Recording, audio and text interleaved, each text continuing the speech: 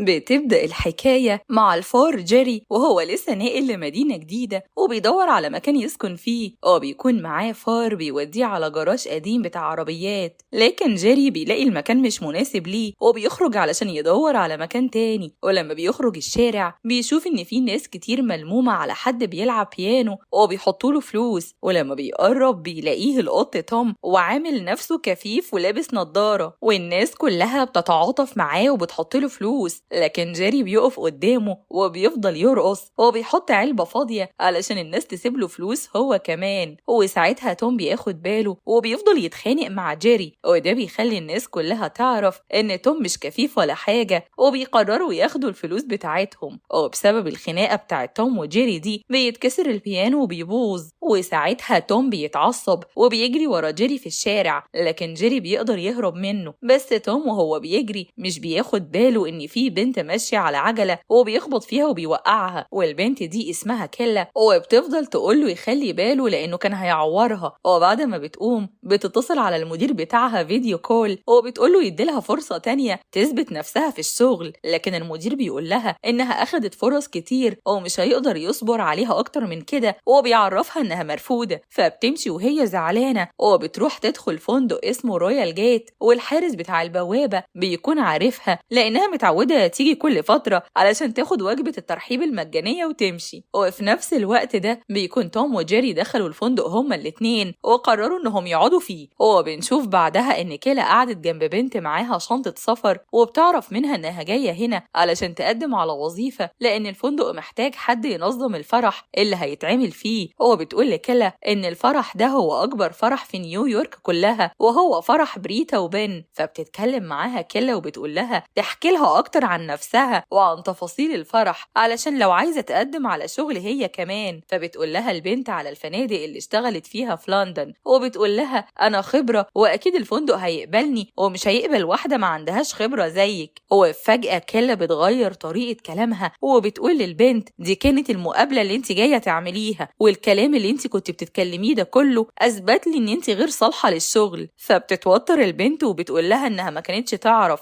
لكن كيلا بتقول لها الوظيفة دي عايزة حد يكون متواضع وانتي باين عليكي كده انك مغرورة، وبتعرفها انها مرفوضة من قبل ما تشتغل. فبتعتذر لها البنت وبتقوم علشان تمشي، لكن كيلا بتاخد منها السيرة الذاتية بتاعتها وبتقول لها هتخليها معاها. وأول ما البنت بتمشي بتروح كيلا على موظفة الاستقبال وبتديها السيرة الذاتية بتاعت البنت على أساس انها بتاعتها هي، وبتقول لها انها جاية تقدم على وظيفة منظمة الفرح. بس طبعا بتقطع الجزء اللي فيه اسم البنت التانية، وعلى طول بتدخل تقابل ترينس مسؤول الحفلات في الفندق والسيد بروس مدير الفندق، وبتقول لهم انها بتعتذر ان السيرة الذاتية بتاعتها مقطوع منها الجزء اللي فوق لانه وقع عليها مشروب وهي داخلة. وبتحكي بقى كل الكلام اللي سمعته من البنت وكل الفنادق اللي في لندن اللي قالت عليها، وترينس ودبروس بينبهروا بيها وبيقرروا يشغلوها معاهم. وعلى طول بياخدها ترينس في جولة في الفندق بيعرفها فيها على تاريخ الفندق ده، وانه من اعرق الفنادق في نيويورك، وانه استضاف قبل كده رؤساء وملوك. هو بيعرفها على جافين حارس البوابة اللي بيكون عارف شكلها بس هو مش بيتكلم، وكمان بيعرفها على الشيف جاكي والبنت جوي الغريبة، واخر واحد هو كاميرون النادل. ولما بيسأل كاميرون ليه بيعمل مشروبات ومفيش حد قاعد بيقول له انه عارف ان العريس والعروسة وصلوا. وعلى طول بيجري ترينس ومعاه كيلا وبيروحوا يستقبلوا العريس والعروسة بين وبريتا.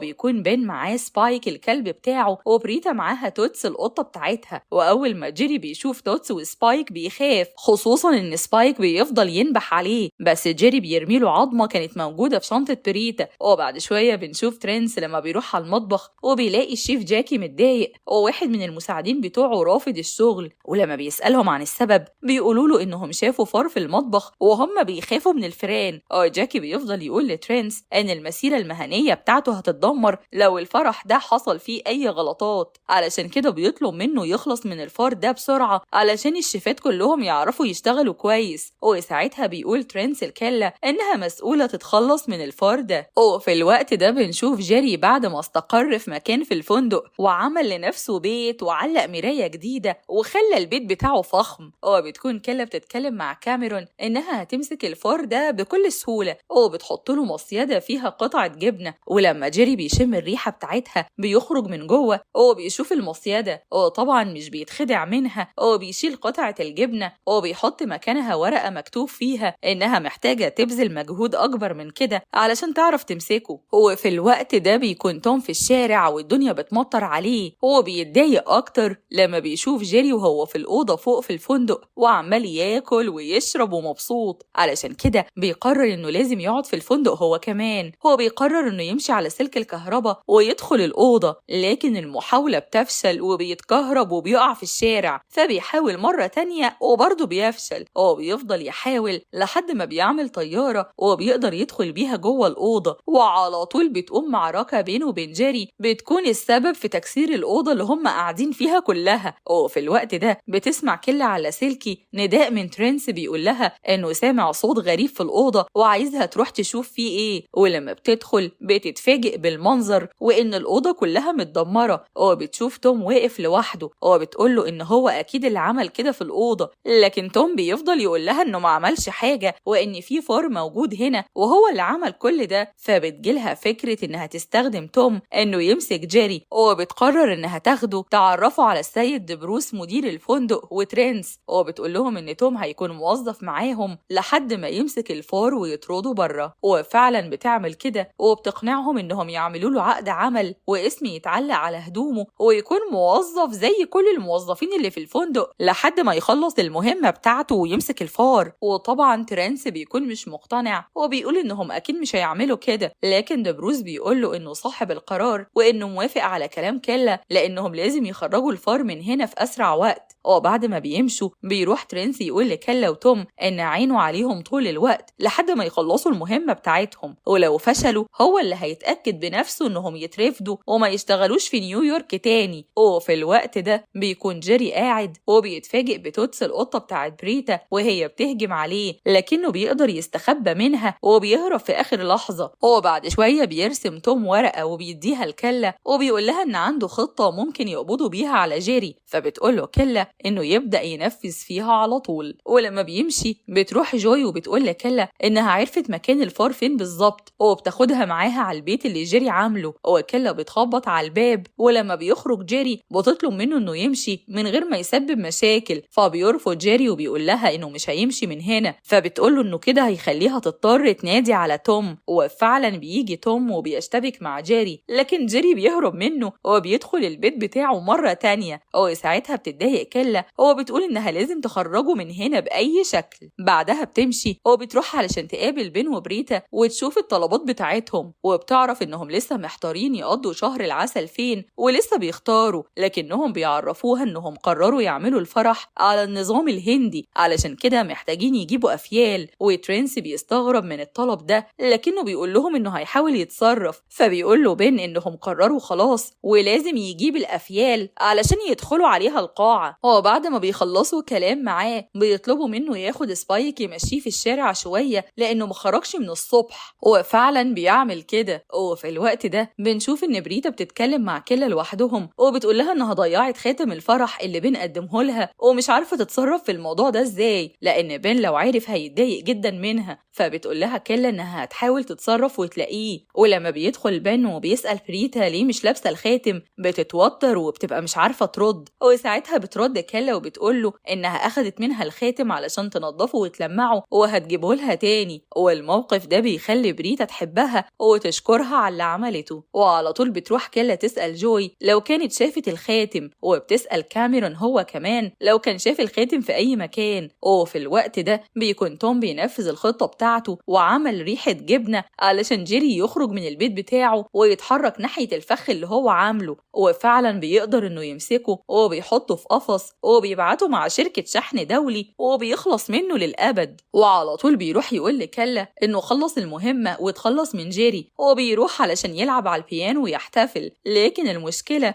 إن جيري بيظهر مرة تانية وكلهم بيكونوا مش عارفين هو جيري جه منين ومستغربين. فبتروح كيلا تتكلم معاه وبتعرف إن الخاتم اللي بتدور عليه معاه وإن هو اللي سرقه من الأول، لكن جيري بيقرر إنه يديهولها. فبتفرح كيلا وبتشكره. لكن في الوقت ده بيكون ترينس رجع من بره ومعاه سبايك وبريتا بتكون لسه نازلة ومعاها توتس والحيوانات كلها بتتخانق مع بعض بمجرد ما بيتجمعوا بيجتمعوا في مكان واحد والفندق كله بيتدمر بسبب المعركة دي. وطبعا بيروح ترينسي يشتكي كيلا للسيد بروس وبيقول له إنها لازم تترفض. بس المفاجأة إن السيد بروس بيقول لترينس إن كيلا عملت شغلها على أكمل وجه وإن الغلطة غلطته هو بيقرر إنه يرفضه من الفندق. وترينس بيكون مش مصدق وبيقول له إنه ما ينفعش يمشي مسؤول الحفلات قبل فرح مهم بكام يوم. فبيقول له بروس إنه هيعين مكانه كيلا وهيخليها هي المسؤولة عن كل حاجة في الفرح. وساعتها بيمشي ترينس وهو متضايق وبيقول إنه هينتقم. وبعد شوية بتروح كيلا على سطح المبنى وبتلاقي توم وجيري بيتخانقوا مع بعض وبتقول لهم إنها مش هينفع تكمل شغلها بسببهم وبتطلب منهم يمشوا هما الاتنين من الفندق. لكن هما الاتنين بيستعطفوها وبيقولوا لها إنهم مش هيعملوا كده تاني. فبتقول لهم إنها موافقة يقعدوا معاها في الفندق بس بشرط إنهم ما يعملوش مشاكل تاني لحد ما الفرح يخلص. وبتشترط عليهم إنهم يعيشوا مع بعض الكام يوم اللي جايين دول من غير خناق علشان يثبتوا لها إنهم فعلا اتغيروا وينفع يقعدوا معاها. وفعلا تاني يوم على طول بيبدأوا يخرجوا مع بعض هما الاتنين ومش بيعملوا مشاكل خالص. وكيلا بتبدأ تتابع الشغل وبتقول لهم إن توم وجيري خلاص مش هيظهروا تاني. وبتروح تستلم الأفيال اللي بتكون لسه جاية للفندق وبتتابع الأكل مع الشيف جاكي وكل حاجة بتكون ماشية كويسة لحد ما بيكون توم وجيري في مباراة بيسبول بيتفرجوا عليها. وتوم بيمسك الكورة وبيبوظ المباراة وساعتها الشرطة بتقبض عليه وبياخدوه لسجن الحيوانات. وبيكون ترينس بيتفرج على الخبر ده على التلفزيون وبيقرر إنه يروح يزورهم. وبعد شوية بيكون توم وجيري في السجن هما الاتنين وبيشوفوا حيوانات كتير عايزين يهجموا عليهم وهما الاتنين بيكونوا خايفين جدا لحد ما بيقول مجموعة من القطط لتوم إنه لازم ياكل جيري علشان يثبت لهم إنه قط حقيقي. وفعلا بيحطه في بقه لكنه مش بياكله لحد ما بيجي حارس السجن وبيقول لهم إن عندهم زيارة هما الاتنين. وفعلا بيروحوا وبيكون ترينس هو اللي جاي يقابلهم لكنه بيقابل كل واحد فيهم لوحده من غير ما يعرف التاني. هو بيقول لتوم إنه هيخرجوا من هنا بس لازم يعرف إن جيري هو السبب في كل المشاكل دي وإنه باعه. وبيروح لجيري وبيقول له نفس الكلام وبيكون غرضه إنه يخليهم هما الاتنين يكرهوا بعض علشان يدمروا الفرح. وبعد شوية بنشوف الفرح لما بيبدأ وكيلا بتكون موجودة وبتشرف على كل حاجة وكل حاجة بتكون مثالية لحد ما بيوصل ترينس ومعاه توم. وبيكون جيري موجود في الفرح وبدأ ياكل من الأكل اللي فيه وبيفضل ترينس يقوله أنت أكيد مش هتسيب جيري كده يعمل اللي هو عايزه ولازم تتصرف. وساعتها بيتحرك توم وهو متضايق علشان يضرب جيري لكن بيجي الشيف جاكي وبيدخل علشان يضرب جيري وجيري بيهرب منه وبيتسبب في إن الشيف جاكي يدمر تورتة الفرح. وفي الوقت ده بيكون بين وبريتا داخلين راكبين على الأفيال ولما الأفيال بيشوفوا جيري بيجيلهم حالة ذعر لأنهم بيخافوا من الفيران. وبيكون في نمر موجود في الحفلة علشان يقدم فقرة وفجأة الفرح كله بيتقلب والحيوانات كلها بتخرج عن السيطرة وكلهم بيجروا ورا بعض وبيدمروا القاعة تماما. وبيكون ترينس مبسوط إنه دمر الفرح وأثبت لدبروس إن كيلا فاشلة وإن كان هو المفروض اللي يكون مكانها. وساعتها كيلا بتحس بالندم وبتعترف لهم بكل حاجة وإنها سرقت السيرة الذاتية بتاعت بنت تانية علشان تقدم على الشغل. وبتقول لهم إنها مش مؤهلة تمسك المنصب ده ومفيش عندها أي خبرة وده بيخلي دبروس يطلب منها إنها تمشي وما تجيش الفندق تاني. وفي الوقت ده بتحس بريتا إن ده حظ سيء وإن الفرح ده مش هيكمل. وبتقول لبان إنها مش هتكمل الجوازة وبتديله الخاتم وبتمشي. وتوم وجيري بيشوفوا اللي بيحصل وبيكونوا متضايقين وحاسين بالذنب وبيحاولوا يفكروا في طريقة يصلحوا بيها اللي حصل. وتاني يوم بيروح كاميرون يقابل كيلا وبيقول لها إن في ناس عايزين يقابلوها فبياخدها وبيروحوا يقابلوا توم وجيري اللي بيقولوا لها إن عندهم خطة يصلحوا بيها كل حاجة. وهي بتقول لهم إنهم فعلا يقدروا يصلحوا كل حاجة لو كملوا الفرح ده. وعلى طول بيجروا كلهم على الفندق وبيعرفوا من الحارس إن بريتا مشيت ورايحة على المطار فبيجري وراها توم وجيري علشان يلحقوها.